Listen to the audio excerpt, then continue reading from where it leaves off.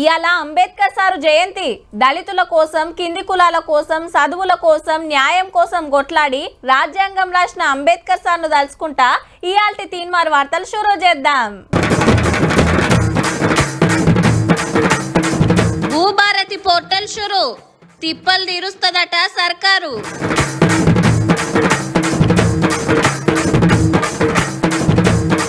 అమల్లోకొచ్చిన SC reservation, జెప్పున్నే జాబుల notification.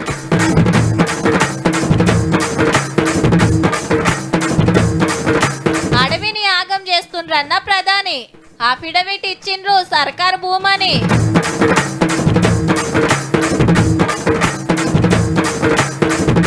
Ambedkar జయంతి పండుగ, పోటీలు వడి చేసిండ్రు నిండుగా.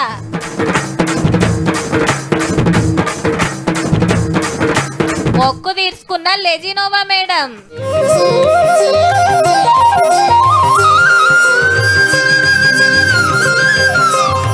మీరు ఒకళ్ళ కాడ భూమి కొన్నారు, పక్క రిజిస్ట్రేషన్ సుతా చేపించుకున్నారు, పట్టా పాస్బుక్ కూడా వచ్చింది. ఇక అప్పుడు గా భూమి మీదకి ఇంకెవ్వలన్నా వస్తారా? ఇంచు గిన సందుండది, అంతే కదా. కానీ బరాబర్ ఇచ్చింది ధరణి. భూముల పంచాదులు లేకుండా చేస్తామని మాత్రం రికార్డులకి ఎక్కిస్తే వెనకట ఎన్నడో అమ్ముకొని పోయిన ఆసాముల పేర్లు వచ్చే వరకు కొత్త పంచాదులు మోపాయే. సర్వే నెంబర్ పుసుకున్న తప్పు పడ్డదంటే మోకాల షిప్పలు అరిగేటట్టు తిరిగినా మార్చుడు కాకపోయేది. ఇక ఈ కాంచెల్లిగా తిప్పలు తప్పుతేట తీయండి. భూభారతి పోర్టల్ కు స్వాగతం, సుస్వాగతం. భూభారతి ప్రజా ప్రభుత్వపు ప్రతిష్టాత్మక కల్పవల్లి. రైట్, భూభారతి పోర్టల్ షురు అయింది. హైదరాబాద్ శిల్పకళా వేదికల కంప్యూటర్ల కట్టుకోతి వెబ్సైట్ చాలు చేసిండు సీఎం రేవంత్ రెడ్డి సారు. ధరణిలో 33 మాడ్యూల్స్ ఉంటే ఇంట్లో 6కు తగ్గించిండ్రు పని అల్కగయ్యేటందుకు. పోర్టల్ ఎట్లా పనిచేస్తుంది, తొలుత ఏమేం తక్లీఫ్లు వస్తాయి, ఎట్లా తస్వ చేయాలనేది చూస్తానికి ఖమ్మం, వికారాబాద్, ములుగు, కామారెడ్డి జిల్లాల 4 మండలాల్లో పైలట్ ప్రాజెక్టు కింద చాలు చేసిండ్రు. రైతులు చెప్పే సలహాలు తీసుకొని అటెన్క రాష్ట్రం అంతటా తీసుకొస్తారట. జూన్ 1వ తారీఖు లోపు ఈ 4 మండలాలకు సంబంధించిన సమస్యలన్నిటినీ పరిష్కరించాలని. ధరణితోటి రైతులు ఎంత తిప్పలబడ్డది, ఏం తక్లీఫ్లు వచ్చింది యాద్ చేసి కొత్త చట్టంతో ఎంత ఫాయిదా ఏది చెప్పిండు సీఎం సారు. ఈనాడు మనం చేస్తున్న చట్టం పేదలకు చుట్టాలుగా ఉండాలి, పేదవాడి సమస్యని పరిష్కరించాలి. ఈ రోజు కలెక్టర్లకు స్పష్టంగా ఆదేశాలు ఇచ్చిన ప్రతి గ్రామంలో రెవెన్యూ సదస్సులను నిర్వహించి రైతుల నుంచి సమస్యలను తెలుసుకొని విజ్ఞప్తులను తీసుకొని పాత సర్కార్ల విఆర్ఓలను తీసేసుడు తప్పు పట్టిండు సీఎం సారు. అలా ఫాయిదా కోసమే రెవెన్యూ శాఖల అవినీతి పేరు మీద బదనాం చేసిండ్రు గరమైండు. 69 లక్షల రైతులకు రాష్ట్ర ప్రభుత్వం, రెవెన్యూ సిబ్బంది 2 కళ్ళ లాంటి వాళ్ళు. ఈ 2 కళ్ళు సరిగ్గా ఉన్నప్పుడే సమాజాన్ని మనం చూడగలుగుతాం, ఈ సమాజానికి మేలు చేయగలుగుతాం. ధరణి పోర్టల్ వచ్చిన తర్వాతనే రెవెన్యూ సిబ్బంది అంతా దొంగలుగా, దోపిడీదారులుగా మీకు కనిపించిండ్రా? మిమ్మల్ని దొంగలుగానో, దోపిడీదారులుగానో, అవినీతి పరులుగానో మేము చిత్రీకరించదలుచుకోలేదు. ఎవరైనా అట్లాంటి వ్యక్తులు ఎవరైనా ఉంటే వ్యక్తుల పట్ల కఠినంగా ఉంటుంది ప్రభుత్వం తప్ప. భూభారతి పోర్టల్ గురించి ఫైనల్ గా ఈ మాట అన్నాడు. ఆధారం మనిషికి ఎట్లా గుర్తింపో భూమికి కూడా భూదారు నెంబర్ ఇచ్చి ప్రతి కమతానికి ఒక ప్రత్యేకమైన నెంబర్ ఇచ్చి చూడాలి మరి భూభారత్ తోటి భూముల కొట్లాటలు ఎట్లా తీరుస్తారో, రైతులు ఏం చెప్తారో.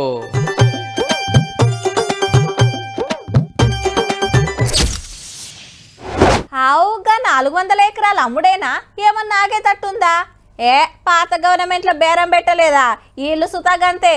కానీ అడుగు ఉందట, తీరొక్క జీవరాశి ఉందట. గానే ఓ 10 ఏళ్ళు పడవ పెడితే మీ పొలంలో చెట్లు మొలిసాయా? అందులో కుందేళ్ళు, నెమళ్ళు తిరిగాయా? గిరి సుతాగంతే.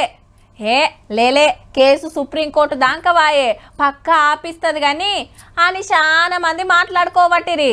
గల్లీలనే కాదు, ఢిల్లీలో కూడా గా చర్చ. ఇప్పుడు గచ్చిబౌలి భూముల గడబడ్ మీద ప్రధానమంత్రి మోడీ సార్ కూడా మాట్లాడండి. అలా वहाँ की सरकार जंगलों पर बुलडोजर चलवाने में व्यस्त है। प्रकृति को नुकसान, जानवरों को खतरा, यही है कांग्रेस की कार्यशैली. అడవులకు బుల్డోజర్లు పంపిరు, ప్రకృతిని ఆగం చేస్తున్నారు, జీవరాశి కోసం ఉచ్చుకుంటున్నారని గరమైండు. హర్యానా రాష్ట్రంలో జరిగిన ఒక మీటింగులా ఈ భూమిలోని మోపైనాక మోడీ సార్ మాట్లాడు ఇదే తోలుతా చెల్లంతా జూట, అది అడివెట్లయితది పూరగా తెలుసుకోకుండా మాట్లాడిండని కాంగ్రెస్ లీడర్లు ఖండించిర్రు.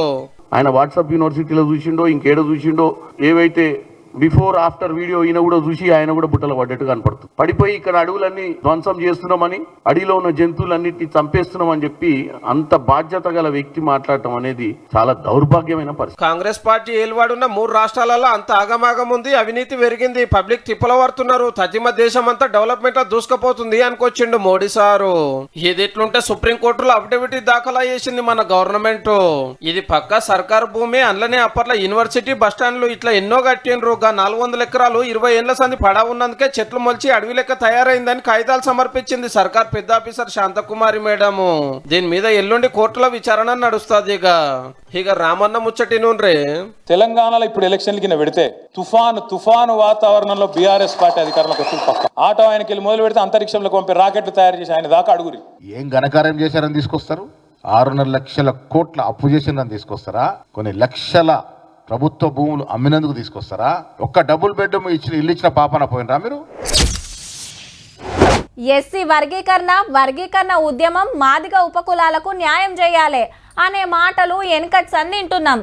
జనాభాను బట్టి రిజర్వేషన్లు ఉండాలి, లేకుంటే కొందరికే ఫాయిదా అవుతుందనేది మనోళ్ళ మాట. ఏండ్లకెళ్ళి ఎన్నో గవర్నమెంట్లు మారినా మన రాష్ట్రం మనకొచ్చిన గా డిమాండ్ అయితే అట్లనే ఉండే. అసొంటిది ఈ సర్కార్ వచ్చి 8 నెలలనే రప్ప అన్ని పనులు ఒడిపించిందబ్బా. తెలంగాణలో ఎస్సీ వర్గీకరణ అమలుకు వచ్చింది. అంబేద్కర్ జయంతి నాడే దళితులందరికీ రిజర్వేషన్లు వంచే కార్యం చాలా అయిందన్నట్టు. 15% రిజర్వేషన్ల కోసము 59 కులాలను 3 గ్రూపులు చేస్తే అసెంబ్లీలో బిల్లు పాస్ అయింది. గవర్నర్ సార్ ఓకే చెప్పిండు. గ్రూప్ 1 ఉన్న 15 ఉపకులాలకు 1%, గ్రూప్ 2 ఉన్న 18 ఉపకులాలకు 9%, గ్రూప్ 3 ఉన్న 26 ఉపకులాలకు 5% రిజర్వేషన్ వస్తుంది. మొత్తం 15% జనాభాను బట్టి ఓ కమిషన్ వేస్తే అందరితోటి మాట్లాడినాక ఎవరికెంత ఇయ్యాలో డిసైడ్ అయ్యిందన్నట్టు. ఇక కొలువుల నోటిఫికేషన్లు రప్పేస్తామని ఖుద్దు మంత్రులే చెప్పిండ్రు. ఎంత తొందరగా అవి నింపే ప్రక్రియ యుద్ధ ప్రాతిపదిగా ఎస్సీ కేటగిరైజేషన్ అమలు చేస్తూ ముందుకు పోతామని చెప్పి రేపు ఆఫీసర్లతోటి మంత్రుల కమిటీ మీటింగ్ పెట్టుకొని ఏ డిపార్ట్మెంట్ లో ఎన్ని ఖాళీలు ఉన్నాయో లెక్కలు తీస్తారట. మొత్తం 55,000 ఖాళీలు ఉన్నాయని ఒక అందాజ లెక్క. ఆరోగ్య శాఖలు 5,000, ఆర్టీసీలో 3,000 నింపుడు ముందే ఖాయమయ్యింది. అవి 5,000, 10,000, 20,000, 30,000 అన్నిటి కూడా అతి త్వరలోనే నోటిఫికేషన్ జారీ చేయాలి. ఈ నెలాఖరు వరకు 15,000 నుంచి 20,000 జాబ్ల నోటిఫికేషన్లు ఇస్తారని సచివాలయంలో నడుస్తున్న ప్రచారము. కాబట్టి సర్కార్ కొలువు మీద కాయుష్ ఉన్నోళ్ళంతా ఇక ఫోన్లు పక్కకు పడేసి ఒయ్యిలు పట్టుకోండి. మళ్ళా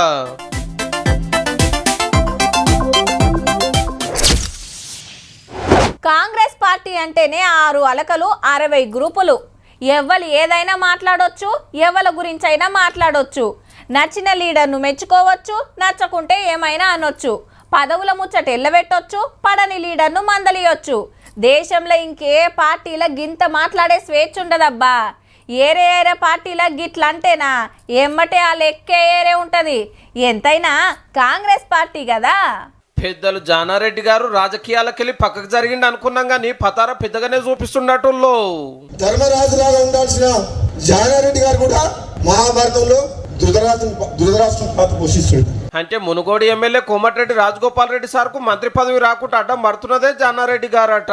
గంత పెద్ద మనిషిని పట్టుకొని బాజాబ్తా గంత పెద్ద మాట ఎందుకన్నాడంటే దీనికో లెక్క ఉందట.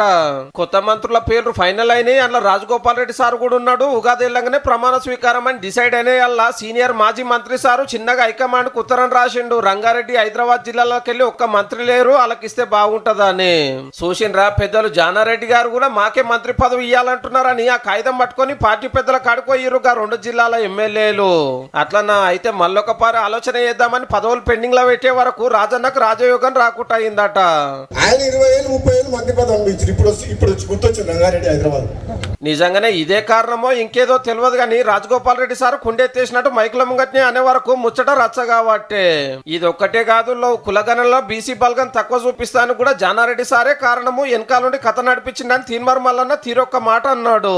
2016లో జిహెచ్ఎంసీ ఎన్నికలు జరుగుతూ ఉంటే కేసీఆర్ పెట్టిన 5 రూపాయల బువ్వ బాగుందని సీఎల్పీకి తెచ్చుకొని తిన్న జానారెడ్డి గారు జర చూసి చూడనట్టు ఉండాలి, అందరితోటి మంచిగా ఉండాలని కొందరు సీఎం రేవంత్ రెడ్డి సార్ కు సలహాలు ఇస్తే గిట్లా అన్నాడు మొన్న. జానారెడ్డి గారు హుందాగానే పెద్ద మనిషిలాగా వ్యవహరించిండు. కానీ కేసీఆర్ ధృతరాష్ట్ర కౌగిల్లో జానారెడ్డి గారి గౌరవాన్ని మొత్తం మంట కలిపిండు కదా కేసీఆర్. పెద్ద మనిషి పార్టీ ఆఫీస్ కు పెద్దగా రాకున్నా మంత్రులు ఎమ్మెల్యేలు అట్లనే పదవుల మీద పాయిరమున్నోళ్ళు సీదా ఇంటికి పోయి కలిసి వస్తుంటారు. కాంగ్రెస్ లో చాలా సీనియర్ లీడర్ ఆయే, సీఎం పదవి తప్ప అన్ని మంత్రి పదవులు చేసినోడు. ఇక నాకు రాజకీయాలు చాలని మొన్నటి ఎలక్షన్లకు దూరం ఉండి ఒక కొడుకును ఎమ్మెల్యేను ఇంకో కొడుకును ఎంపీని చేసి ఇంటి పెద్దరికం నిలబెట్టుకున్నాడు. ఇక శంకర్ నాయక్ సార్ కు ఎమ్మెల్సీ పదవి వచ్చేదాకా ఆయన పేరే ప్రచారంలో లేకుండే. నన్ను నమ్ముకున్న లీడర్ అని సారే ఇప్పించిందని గాంధీ భవన్ లో గుసగుసలు. ఢిల్లీ హైకమాండ్ కాడ ఏదన్నా పని కావాలంటే హైదరాబాద్ లో ఈ సార్ ను కలిస్తే చాలు అన్నట్టున్నది పో కథ. గవన్ని ఒక ఎత్తు అయితే రాజగోపాల్ రెడ్డి సార్ మాట ఒక ఎత్తు. చూడాలి మరి పెద్ద మనిషి ఏమంటాడో.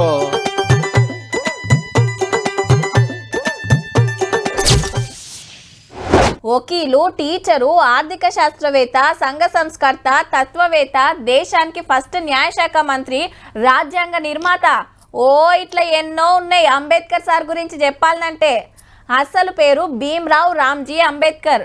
నువ్వెక్కువ నేను తక్కువ అనే తేడాలు ఉండొద్దు, అంటరానితనం పోవాలి, కులాల కొట్లాటలు ఆగాలని పోరాటం చేసిండు ఆ కాలంలోనే.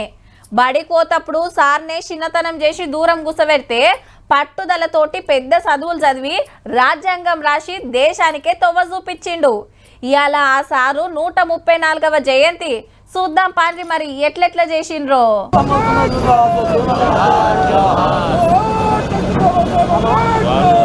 ట్యాంకు బండ్ మీద అంబేద్కర్ విగ్రహానికి పూలదండేసి సీఎం రేవంత్ రెడ్డి సారు మంత్రులు నివాళులర్పిస్తే అట్లనే ఏరే పార్టీలు, దళిత సంఘాలు, ప్రజా సంఘాల లీడర్లు వచ్చి కొలుసుకున్నారు. అగో పూలదండలతోటి విగ్రహం మొత్తం నిండిపోయింది. రాజ్యాంగాన్ని మార్చాలని, భారత రాజ్యాంగాన్ని లేకుండా చేయాలనేటువంటి ఆలోచన చేస్తున్నటువంటి ఈ భారతీయ జనతా పార్టీకి, బీఆర్ఎస్కి భారత రాజ్యాంగాన్ని కాపాడుకోవాల్సినటువంటి అవసరం మనందరి పైన ఉందని చెప్పి ఈ ఇడుజుడు పెద్ద అంబేద్కర్ విగ్రహం కాడ పూలతోటి ఎట్లా డెకరేషన్ చేసిండ్రో. అంబేద్కర్ సార్ పలకబట్టి బడికి పోయిన కాంచి రాజ్యాంగం రాసేదానిక ఏమేం జరిగిందో లైబ్రరీలో పెట్టిన ఫోటోలు, బొమ్మలు చూసిండ్రు ఇంట్రెస్ట్ గా. ఎమ్మెల్సీ కవితకి ఈడికే వచ్చి నివాళులు అర్పిస్తే పార్టీ ఆఫీస్ లో రామన్న కార్యం పెట్టుకుండు గాని బాపేడా ఉపాలే అంబేద్కర్ జయంతి నాడు సుత. అంబేద్కర్ తత్వాన్ని ఆచరణలో అమలు చేసి అల్టిమేట్ గా అంబేద్కర్ రాసిన రాజ్యాంగం ఆధారంగా ఆర్టికల్ 3 ఆధారంగా రాష్ట్రాన్ని సాధించిన మహానాయకుడు మన నాయకుడు కేసీఆర్ గారు. బీజేపీ ఆఫీస్ లో సుధా సంబురంగా జరిగింది రాజ్యాంగ నిర్మాత జయంతి పండుగ. ఏ రకంగా రాజ్యాంగాన్ని నిర్వీర్యం చేయాలని, ఏ రకంగా రాజ్యాంగానికి తూట్లు పొడవాలని 75 సంవత్సరాలుగా కాంగ్రెస్ పార్టీ చేసిందో, ఏ రకంగా డాక్టర్ బాబాసాహెబ్ అంబేద్కర్ గారి యొక్క ఆలోచన విధానాన్ని తుంగలో తొక్కేటువంటి ప్రయత్నం చేసిందో. జిల్లాల్లో మంత్రులు, ఎమ్మెల్యేలు, ఎంపీలు, కలెక్టర్లు, పోలీసులు అందరూ అంబేద్కర్ సార్ పండుగ చేసుకున్నారు. పెద్దపల్లి, మంచిర్యాల జిల్లాలో MLA Vivek Venkataswamy sir, MP Vamsi sir రాజ్యాంగ నిర్మాతను గొలుసుకున్నారు. గిట్లా మహిళలకు 50% రిజర్వేషన్ కల్పించాలని చెప్పి ఆ రోజులలో పార్లమెంట్ లో ఆయన బిల్లు పెట్టడం జరిగింది. మన హక్కులను ఎట్లా తీసివేయాలని చెప్పి చూస్తున్నారు, అది కరెక్ట్ కాదు. అందరం ఒక్కటిగా ఉండి మనము ముందుకు పోరాడితే అభివృద్ధి బాటలో వెళ్ళొచ్చని చెప్పి రాష్ట్రపతి మేడం, ప్రధానమంత్రి సారు, సెంటర్ మంత్రులు, అన్ని రాష్ట్రాల సీఎంలు, అన్ని పార్టీల లీడర్లు బాబాసాహెబ్ సేవలను యాద్ చేసుకున్నారు.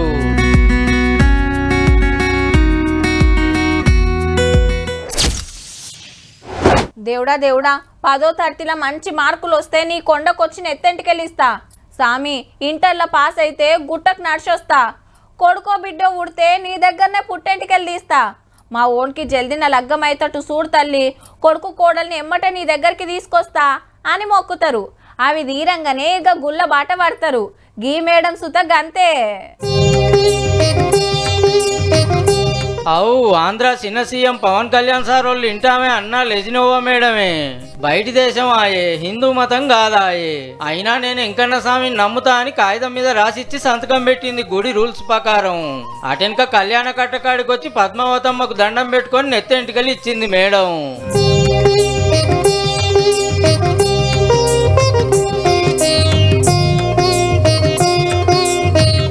ఎందుకంటే మొన్న సింగపూర్లో స్కూల్ కి అగ్గంటుకుంటే కొడుకు మార్కు శంకర్ కు దెబ్బలు తాకినాయి. ఆపతికెళ్ళి బయటపడితే నీ కొండకొస్తా సామి అని మొక్కుకున్నట్టుంది. పవన్ సార్ పోయి భార్యను కొడుకుని తీసుకొని రాగానే రాత్రికి తిరుపతికి వచ్చింది అన్నట్టు. పొద్దుగాల దేవుని దర్శనం చేసుకుని అఖండ దీపం దగ్గర కొబ్బరికాయ కొట్టి ఆరతి ఇచ్చింది.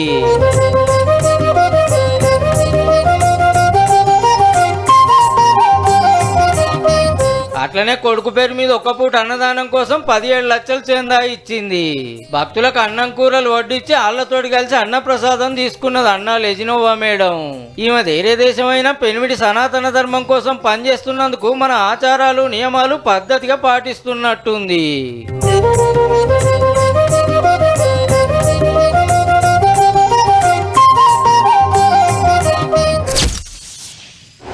ఇప్పుడు ఊర్ల పనులు దొరకక జిల్లాలకు పోతుంటారు పబ్లిక్. పట్నం బాట పట్టేటోళ్ళు లక్షల మంది ఉంటారు. అట్లనే ఓ రాష్ట్రం నుంచి ఇంకో రాష్ట్రానికి బతకబోయేటోళ్ళు, మన దేశం నుంచి బయటి దేశాలకు పోయి కొలువులు చేస్తోళ్ళు, చదువుకుంటోళ్ళు, దందాలు చేస్తోళ్ళు సుతా ఉంటారు. కానీ ఎవ్వరు ఎక్కడికి పోయినా అక్కడి రూల్స్ పక్కా పాటించాల్సిందే, లేదంటే అసలుకే ఎసరు వస్తుంది. గిట్లా ట్రంప్ గారి కొత్త వార్నింగ్ ఏందంటే నెల రోజులల్లా అమెరికాకు బాయ్ బాయ్ చెప్పి వెళ్ళిపోవాలి, లేకుంటే మెడలు పట్టి నూకేషుడే. అందరికి కాదబ్బా, దొంగ కాగితాల మీద ఉన్నోళ్ళకే గీ వార్నింగ్. ఏమైతుందని 30 రోజులైనా అట్లనే ఉన్నారనుకో, దొరకబట్టి రోజుకు 86,000 ఫైన్ వేస్తారు. ఆశ్రమైతే జైల్లో పెడతారు కూడా. ఒకళ్ళ విమానం టికెట్ కొనడానికి సుతా పైసలు లేకుంటే డిస్కౌంట్లు ఇప్పిస్తారట ఆఫీసర్లే. ఇంకేదన్నా సాయం సుతా చేస్తారట పుట్టిన దేశానికి పోతానికి. మంచి మాటతో చెప్పంగా ఇంటే మంచిది, లేదంటే మా తడాక ఏందో చూపిస్తాం, మీ ఇష్టమే గాని గట్టి దమ్కే ఇస్తాండ్రు. గది దోస్తు దేశం, గిది దుష్మన్ దేశం అనేం చూడరటుల్లో. రూల్ అంటే రూలే, ఎవ్వలైనా మాకొక్కటే అంటాంది అమెరికా. కాగితాలు కరెక్ట్ గున్నోళ్ళ తెరువు అస్సలే ఓరట.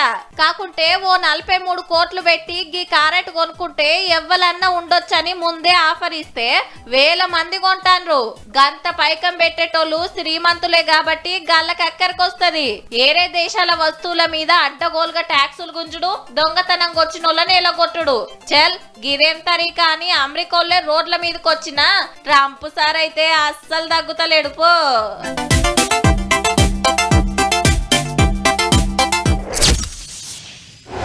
అప్పట్లో మా ఇంటి చుట్టూ జామ చెట్లు, చింత చెట్లు ఉండేటి. చిన్నప్పుడు వీటికి ఉయ్యాలలు కట్టుకొని మా దోస్తులమంతా ఊగుతుంటిమి.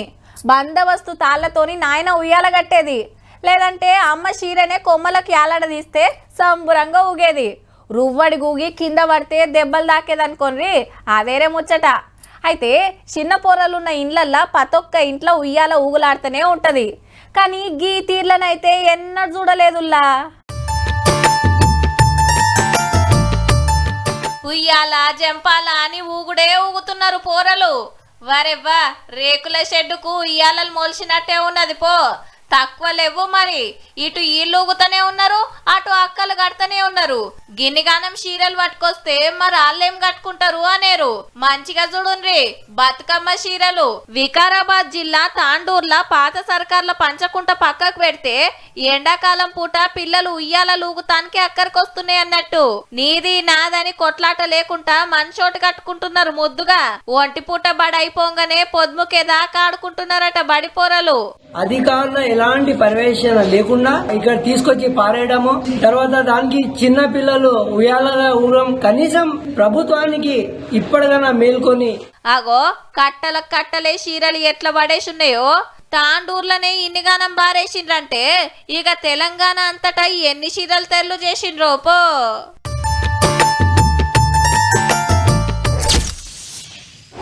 అబ్బబ్బబ్బా, ఏమెండలు అడుగు బయట పెట్టాలంటేనే గజ్జుమంటున్నారు పబ్లిక్. పొద్దుగాలనే సురుకులు షురూ చేస్తున్నాడు సూరన్న. ఇక పగటీలైతే ఎట్లెట్ల బయటికి వెళ్తారో చూస్తా అన్నట్టే ఉందబ్బా ఎండ. ఫ్యాను 5వ నెంబర్లో పెట్టినా రువ్వడిగా తిరిగినట్టే కానీ గింత చల్లగొస్తలేదు. ఇక ఇంత కరెంటు పోతే ఎట్లుంటుంది?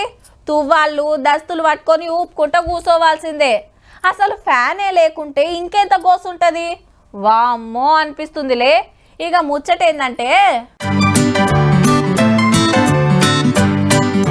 ఎండాకాలం కాబట్టి కూలర్ ఫ్యాన్ కొనుక్కొచ్చుకుంటున్నారేమో అనుకునేరు. పేదలకు వంచుతాండ్రు. మేడం ఎవరో గుర్తుపట్టిండ్రు కదా, హౌ హీరోయిన్ తాప్సీ. బొంబాయి మురికివాడలు ఉండటోళ్ల కోసానికి ఓ స్వచ్ఛంద సంఘం తరపున గీ కార్యం పెట్టుకుంది. గల్లి గల్లి తిరుక్కుంటా ఇంటింటికి ఇచ్చుకుంటా. దినమింత గర్మి పెరుగుతుండే వరకు రేకుల ఇండ్లలో ఉండేటోళ్లకు వశపడక ఆయల్ పాయలైతుర్రట. గా తిప్పలు కొంత తప్పిస్తానికే ఇంటాయనతోటి కలిసి గీ సాయం. 15 ఏండ్ల కింద హర్తిరథ్ సింగ్ అనేట ఆయన శాతనైన కాడికి సాయం చేస్తుంటే తాప్సి మేడం సుత 3 ఏండ్ల కింద ఆ సంఘంలో చేరి పేదలకు ఇట్లా ఆసరైతుంది. కూలర్లే కాదు, బూట్లు, బట్టలు, పోరలకు పిజ్జాలు వంచుడు ఇట్లా ఎన్నో చేస్తాన్రు. అందరు లెక్క ఎవలెట్లా పోతే నాకేంది, నేనైతే సల్లగా ఇంట్లుంటా అనుకోకుండా గిట్లా ఆసరైతున్నందుకు తాప్సిని తారీఫ్ చేయాల్సిందేనబ్బా.